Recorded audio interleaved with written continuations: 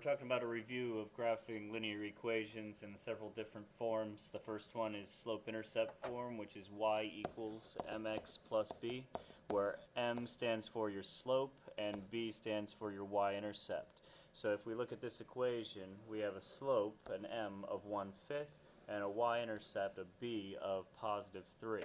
When you're graphing a linear equation, you always want to start at b. So we would go onto the y-axis, because it is a y-intercept, and put a dot at 3, because that's where my b is.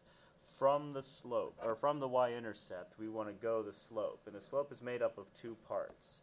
The top is called the rise, which sends me up and down, and the bottom is called the run, which will send me left and right.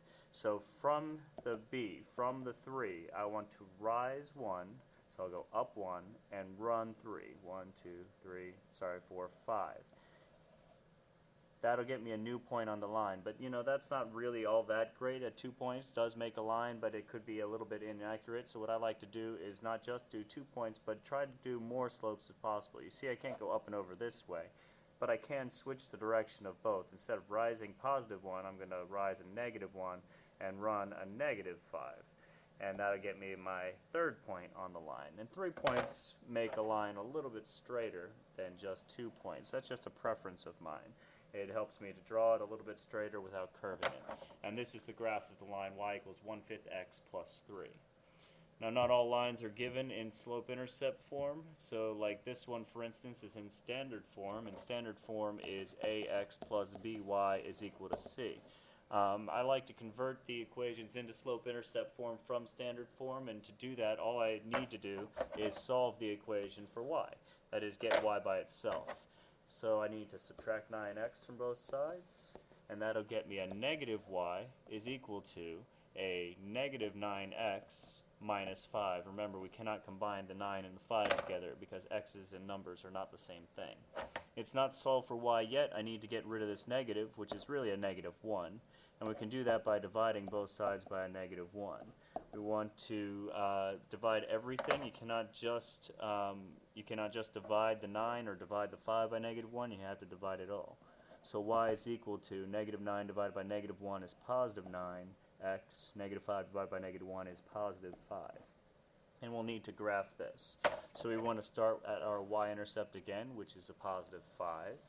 And from there, we're going to do our rise and our run. Now, our rise is going to be the top of the fraction, which ends up being 9, and the run is going to be the bottom fraction, which is this kind of imaginary 1 that is down there. You can always make any whole number into a fraction by putting it over 1. Now, you can clearly see that I can't go up 9 and over 1. That's not going to happen. But what I can do is go down 9 and over 1. So down 1, 2, 3, 4, 5, 6, 7, 8, 9, and over 1 to the negative 4. A bigger number slope means that your line is going to be steeper. A smaller number will make your line a little bit flatter, in fractions especially. And this is a graph of the line 9x minus y is equal to negative 5, or y equals 9x plus 5. They're the same equation in different forms. Of course, equations don't have to be in standard form either. They can be literally in any form. If this is just a random form here, it's not in standard or in slope-intercept form, but the concept is still the same. You solve the equation for y, so we want to get rid of the 5 by adding it. We'd have then 5y is equal to negative 2x plus 5, and then we would divide both sides by the 5 that is in front of the y, making sure that we divide everything by 5. Those will cancel. Y is equal to a negative 2/5, which is negative 2 divided by 5. X plus 5 divided by 5 is 1.